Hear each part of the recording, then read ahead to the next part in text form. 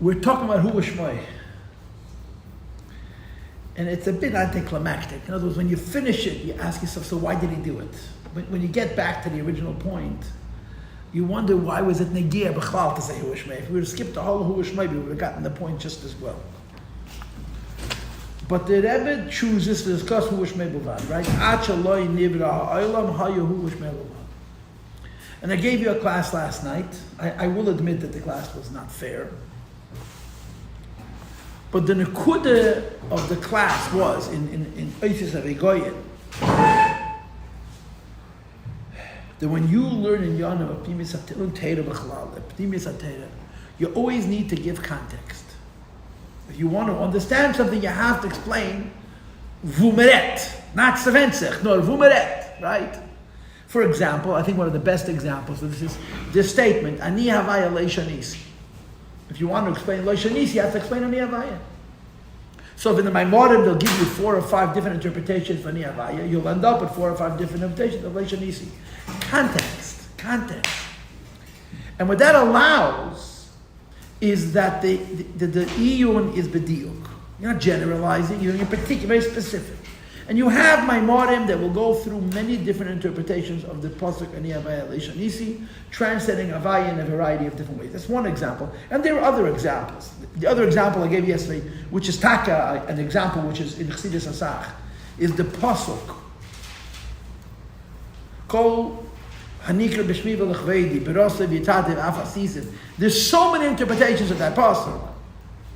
And they're not stiris. The sementach v'meret. You know, if Shmei v'lechveidi is atmos netzem avedim seif, brosi v'tadav afasisim is madreikas avedim seif shatnei atzimtzum. If Shmei v'lechveidi is igulam and yesha, seif v'chlam v'malacham, so brosi, you know what I'm saying? Each maimed is speaking in a different context, and you have to know v'meret to appreciate the particular insight that's being made. And in our hemshech itself, tikel deis havaya, right? There's 2 havayas. There's 2 Deis and Havaya. If you can have 2 Deis and Havaya, you have to know what Havaya means. And once you understand the 2 Havayas, then you understand the Kel Deis, as we've been discussing all year long. The example that we're bringing is this Pirkei de Rabbi Eliezer, Ad Shaloi Nivra Olam Hayahu Shmei B'vad. That before creation there's Hu and Shmei, which is on a simple level problematic. Because we believe in one God, we don't have 2. So how? It's a good kasha. It's a really good kasha. Now, in the previous Maimer,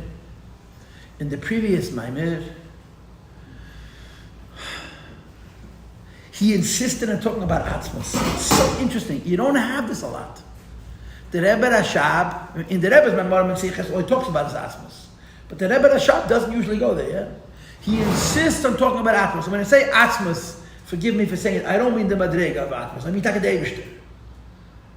And he says, if Achel Nivra Elam means the Eibishter has no shaykhs to anything at all, there isn't even a Machshava Klal, Seredox and Klal, there's no shaykhs to Elmets whatsoever. If you're talking about the Eibishter as he is by himself, how could there be 2 in Yonam of Hu and Shmai? And he actually explained it. Who is La Yodabe Bar Milchaydoi, only he knows himself.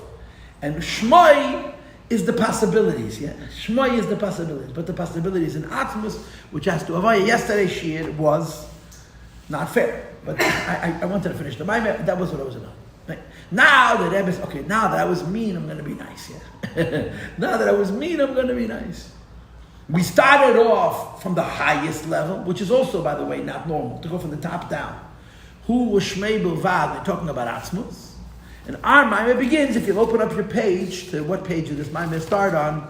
Page Samach Aleph. Look at the very beginning of the Maimah. Alnom bepratius, more particularly, more specifically, Inyan Hu Ushmei Hakelu L'chinas. Hu and Shmai is all in Oyer. Hu and Shmai is all in Oyer. Okay? Now, so you have to qualify it, right? The Pirkei that Rabbi Eliezer speaks about Achalei Nivra Ha'elu. Okay? That means before Hashem created the world, there's already Hashem and stuff, which is a problem. It's a problem. So you have to define Nivra Ha'olam. Where does Brias Ha'olam begin? Where does creation begin? You define Nivra Ha'olam, and then you could define Ad Shaloi Nivra Ha'olam, and then you'll understand who Ushmai. So yesterday Nivra Ha'olam meant anything. Today Nivra Ha'olam means what? What's Nivra Ha'olam in our Maimon? He doesn't say. It doesn't say. Bepashtos Nivra Ha'olam is Tzimtzum Rishon. Bepashtos Nivra Ha'olam is Tzimtzum Rishon. Actually, before Tzimtzum Rishon, for the Eibush engaged in creation, before Tzimtzum, now you know from Chassidus and Kabbalah that there's Madreigis Lifnei Tzimtzum. But if Nivra Ha'olam is Tzimtzum Rishon, everything Lifnei Tzimtzum is Achaloi Nivra Ha'olam. And then there is, so to speak, ample room for Hu and Shmai. Because you're no longer saying Nivra Ha'olam means any kind of Matthias outside of Atzmos. You're saying any kind of Matthias which is Kedem Atzimtzum. Now it's possible, and I'm more inclined to say, the Rebbe does not tell you what Nivra Ha'olam means. He doesn't. He makes you guess. So either Nivra Ha'olam means Tzimtzum Rishon, and actually means everything which is Kedem Atzimtzum, or a more plausible definition of Nivra Ha'olam, and when you'll see the Maimon inside, you'll see why you can say it both ways, that Nivra Ha'olam is Alei Saras. The will that the Eibush had for creation, Kedem Atzimtzum, that's Nivra Ha'olam, and Achaloi Nivra Ha'olam. Prior to that, Ratzon is Kedem Nivra Ha'olam, and in those levels, Achaloi Nivra Ha'olam is Hu Ushmei B'vad. Okay? And I'll explain this to you b'kitzur. I'll explain this to you b'kitzur in minutes. Okay? I'll explain this to you b'kitzur in minutes. This is one of the games I play in my classes. I'm a teacher, so I have to come up with ways of creating images that people are able to relate to. Chassidus is b'chlal hard. Yeah? You take a blackboard or a whiteboard or a machine board, I don't know what kind of board there is today, yeah? And you make a map of Seder Ishtashlos. From the highest levels to the lowest levels. And I told you the mice already that many, many years ago, I had to start now because he's 20, it's Fabring internet. Many years ago, Rabbi Yale taught here. So I made a map of Seder Ishtashlos, and at the top of the map I wrote the Eibush. And I gave it to Zalmi Baras, to show it to Rabbi Yale and get his Mavinus. And the comment that I got back was, the Eibush is not a level. The Eibush is nicht kamatregah. It's Atzmos. The Eibush is, he's not on the map. He's not on the map. He's the map maker, you understand? You make a map of Seder Ishtashlos, and I hand you a piece of chalk and I say to you, you're entitled to make one line. Make it wherever you want. What's the line? Leave the door open, leave it open. There's nobody outside yet. It's just very hot. Everything above the line is kadmoin. Everything below the line is kodmei ahead. Everything above the line is kadmoin. Everything after the line is mechudesh. This is a clear demarcation, right? The Eibush is forever. Creation is new. In Kabbalah, you're speaking about alakus, godliness. I hand you a piece of chalk and say, you make the line wherever you wish. Where does Kadmon end and where does Mechudesh begin? Just for fun. Just for fun, yeah? You heard of Adam Kadmon? Adam Kadmon is a paradox. Because the word Adam means Chiddush and the word Kadmon means not Chiddush. And that's how it's explained in the Maimonides. So you have to split Adam Kadmon in half, you know? The Adam half of Adam Kadmon is Mechudesh. The Kadmon half of Kadmon is Kadmon. But you have to make one line. There's a whole map of Seder Ishtalshus. With the Meribah Madregas said it in Slave Shafnei Tzimtzum. And your Mashpia hands you a piece of chalk and says, make the line wherever you want, but one thing.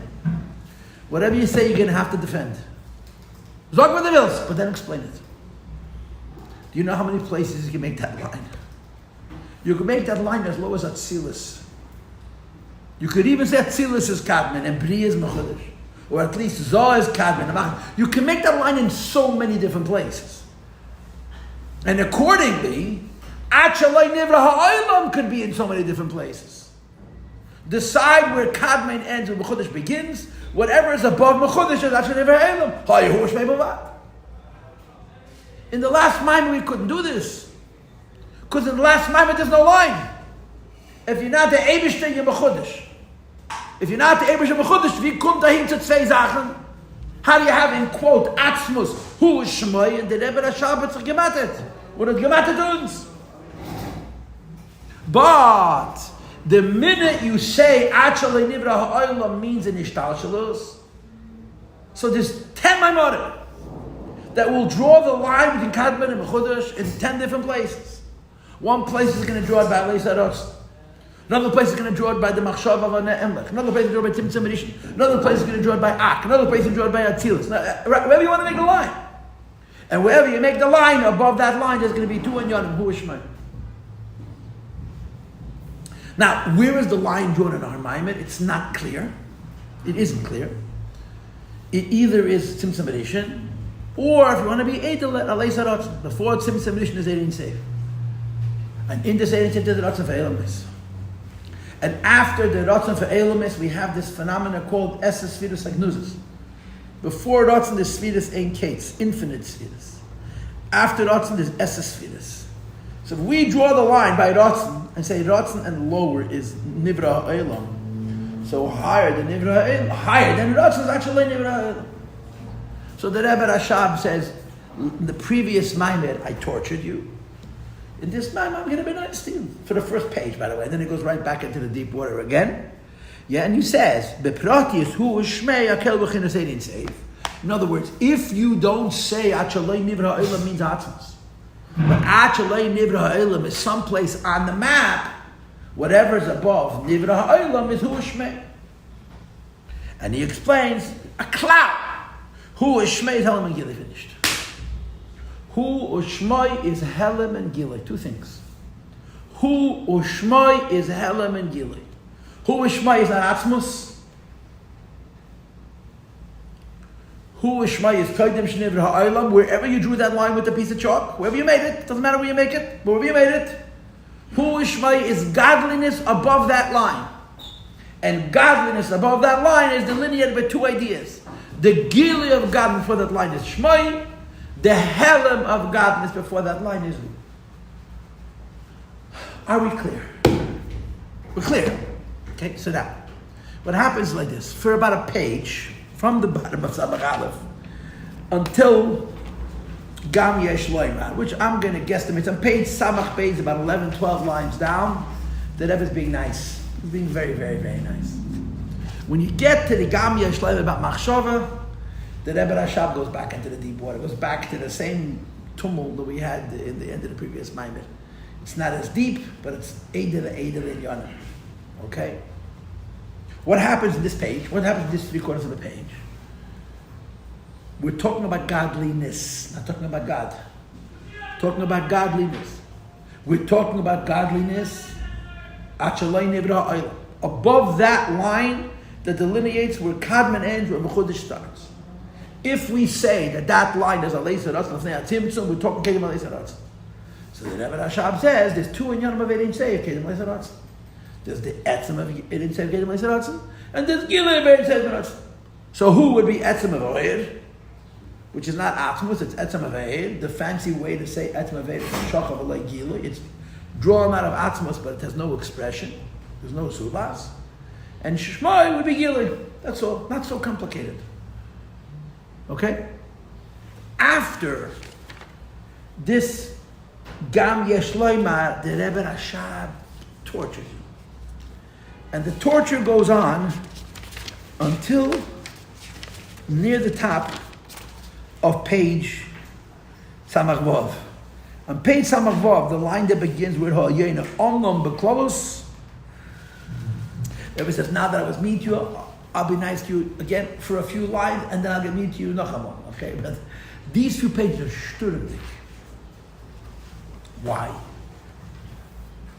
Why? What is the Rebbe going to do?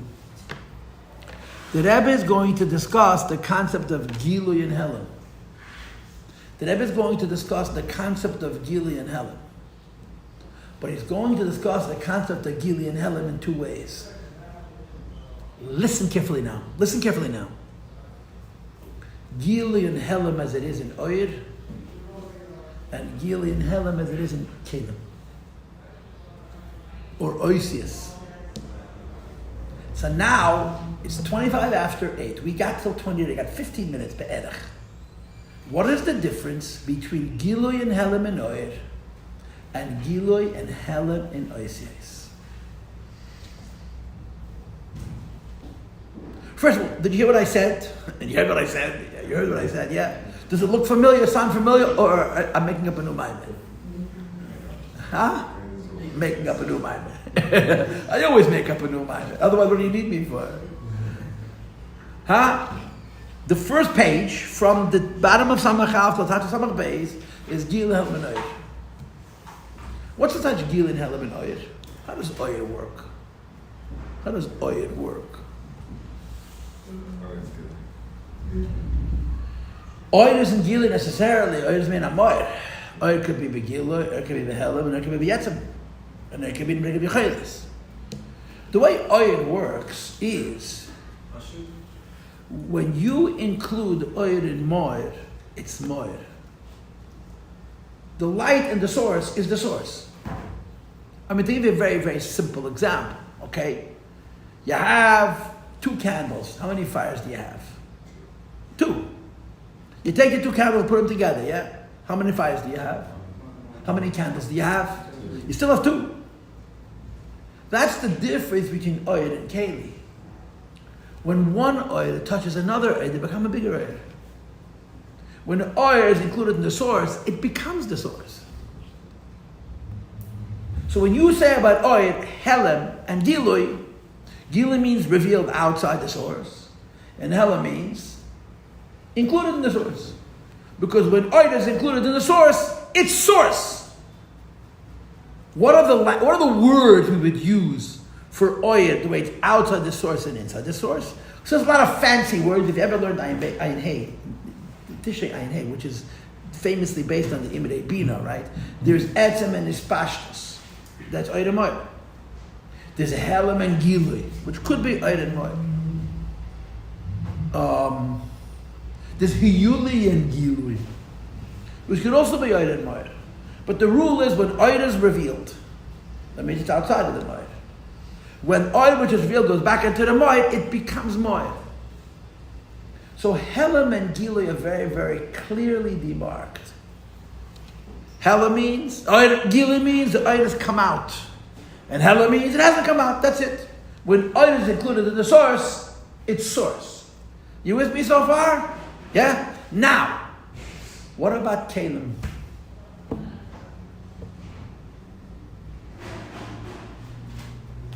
No, Kalim exists also in the source. Kalim? Exists in the source, Kalim exists in the Zulas, but that's not the hard part.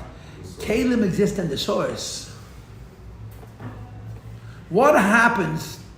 You put the 2 candles together, you have one flame, you still have 2 candles. How high does that go? So first of all, language. When you talk about Kalim, you don't use Etzem and Ispashtus, you don't use Hiyuli and Gilui, you don't use Helem and Gilui, you use Klau Uprat. And it's on page Samach Beis, you may have seen it.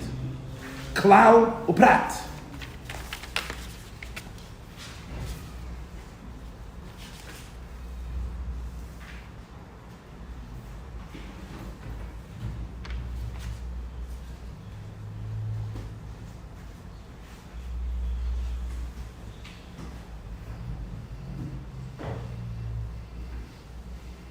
Bottom of page Samach Beis. Varezek make klau uprat. You see? So listen carefully. If we're talking about Kalim, where does Gilui begin and where does Helem end? And I'll repeat myself. Oil comes out of the source, it's Gilui.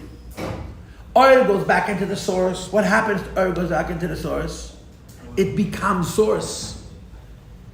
If oil goes back into the source, it becomes source. That's Helem. But words, Oisios, Kalim and the source are also separate. So where does Gilui begin? Where does Helem end? Where does Gilui begin? In other words, what's harder to understand? If I say to you, I want you to explain to me Helam and Gilui and Ein Seif, and I want you to explain to me Helam and Gilui and Kalim. Helam and Gilui and Ein Seif are very simple. Ein Seif, which is revealed in the Keli, is Gilui. Ein Seif, which is included in the source, is Helam. We can start debating how Helam is Helam. Helam, Etzem, Chelis, no matter, but it's Helam. You know what Helam means. When light is included in the source, you don't have two things, the light and the source, it becomes the source. So that's Helam. Okay, what about Kalim? Where does Gilui begin in Kalim? And the reason it's a question, because Kalim are separate from the Etzem, even in the Etzem. And I'll explain it to you in simple English, okay? How many parts does infinity have? How many parts does infinity have? Depends on what. Okay, finish the sentence. Depends on what? Pesach Levi Yitzchak says depends on what? Okay. You have one. In Oid, infinity is one. In Caleb, infinity is infinite. If you've ever seen the fancy Sprach, the fancy language, you have it in Maimorim, you have it in Ayin Beis, Tishrei, Ayin Gimel, that there's Mispar HaMeruba L'mayla and Mispar HaMeruba L'mata. The Maimorim talk about this. Is the higher number the higher Madrega, or is the higher number the lower Madrega? So it depends, it's Ein Keli. By Oir, the higher number is the higher Madrega, and the lower number is the lower Madrega, because 8 is really only one, so a higher number means Pashut more Oir. And by Keli, it's the other way around. The lower number, the higher number is the lower Madrega, Mispar HaMeruba L'mata, and Mispar HaMeruba L'mayla. They're different. They're fundamentally different. When you go to higher Madrega of Oir, you have more unity. When you go to higher Madrega of Kalim, you don't have more unity, you have more bittul. But Kalim are pieces. And you know where the pieces begin? In Atzmos. And in Atzmos, there's infinite number of pieces. So when you say Helem and Gilui and Oir, it's very simple. When you say Helem and Gilui and Kalim, it's very complicated. Why? Because for a Keli to be Gilui, it doesn't have to be Gilui, it just has to be Keli. The definition of Gilui by Keli is not that it's revealing. The definition of Gilui by Keli means it's here to reveal. Machon in Oid, if Oid is not revealing, it's Helen. Either Oid reveals or doesn't reveal.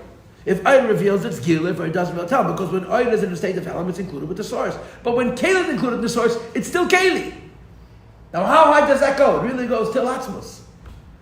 So the Rebbe is going to torture us. He's going to torture us. He's going to torture us. For a page, it's going to be nice. Why? Because they're going to speak a Helem and Gilui and Oid. Helem and Gilui is not complicated. And then he's going to say, now let's talk about Helem and Gilui and Kalim. And I'm going to tell you the language that he's going to use. He's going to use the language of Machshava. That's a muscle for Kalim. Why? Because Machshava is called a Lavush. By definition, Machshava is for outside. Or to say it in more classic language, Machshava is Oisius. Huh? It starts from Gam Yeshleima. It starts from Gam Yeshleima. Yeah, at least that's where I'm starting it. The Pesach Levi Yitzchak. With Chagirat, I'm making up a new mind. Yeah, this is my version for today. I'm going to change my mind tomorrow. Gam Yeshleima. He starts speaking about Machshava. It's a whole new mind. I don't think we're supposed to say everything we think. Huh? I don't think we're supposed to say everything we think. But the tool of thought, first of all, you don't have to say everything you think, but the very fact that you could think is already Gilui. And you don't need a tool of thought if you didn't need to think. You didn't need a tool of thought if you don't need to think in order to be able to speak later. The role of that tool is for the purposes of Gilui. So the Rebbe is going to give us, because that's what Machshava means, it's a Lavush. Thought you could use even to understand things better. That's right, that means you're talking to yourself. Yeah. That's Gilui. To you. In other words, when you're thinking an idea, there's two parts. There's the idea part and there's the thinking part. The idea part is Oir. The thinking part is Lavush, is Keli. The idea before you think it is Helen. The idea after you think it is Gilui. The power to think before you're actually thinking is already Gilui. Because the only reason it exists is for you to be able to think. You see? So the Rebbe is going to say it like this. We're going to talk about Helam and Gilui in two models. Hu and Shmai in two models. It takes him a half a page. Hu and Shmai and Eidin Seif, no problem. And he gives you more than one version, it doesn't matter. But then he says, let's use Machon. Thought is by definition a lavush. Thought is by definition oisies. What is Gilui in Machshava and what is Helam in Machshava? And he's going to make you crazy. Level number 1, Machshava. Level number 2, Koyach HaMachshava. Level number 3, you never heard before. It's called Yediyas Atzmei B'Atzmusei. In the Rebbe Rashab Naimorim, I know from two places. It's here, but the ikir place of this sugya is in Hemshech Ayin Al, Tofresh Ayin Al, A'etet. He discusses Yediyas Atzmei B'Atzmusei, Zeir Edel, Zeir Tif. Machshava means thinking. Koyach HaMachshava is a possibility to think. Yediyas Atzmei B'Atzmusei means you're aware that you can do anything you want, including think. And you know what the Rebbe is going to say? That on the Kalim side, Machshava is Gilui. Keach HaMachshava is also Gilui. And even Yediyas Atzmei B'Atzmusei is also Gilui. And Helam is even higher than that. That is what is going to happen in the next 5 pages. He's going to discuss who was Shmai. He's going to be nice, not like the previous Maimer. And the previous Maimer was me. Who was Shmai have to both be an Atzmus. Now, Baruch Hashem, the Rebbe Rashab being a nice guy, he's saying, Achel Divrei Elam is in the Madrege and say the Ishtalshalos, and hired that Madrege of 2 and Yom Hu Shmei. But he's nice for back to 3/4 of a page. And after that, it gets mean again. The 3/4 of a page is Hu Shmei and Eidin Seif. Gili of Eidin Seif is Shmei, the Hell of Eidin Seif is who, or whatever. We'll find out. We're going to give you shit on it, okay? But then the Rebbe says, now let's go into the deep water again. Let's talk about Gili and Helam on the Kalim side, on the Machshava side. At what point is Machshava Gilui, and at what point is Machshava Helam? And you can't say the same thing as Oyer. Because Oyer, when a lower Oyer is included in the higher Oyer, it becomes the higher Oyer. When a light is included in the source, it becomes the source. When words are included in the Nefesh, they're still words. HaNefesh Mlaya Oyer is still Atzmas. So when you speak about the word Gilui and the word Helam, about Levushim, about Machshava, Gili is going to go much, much, much, much higher than it was at Oyer.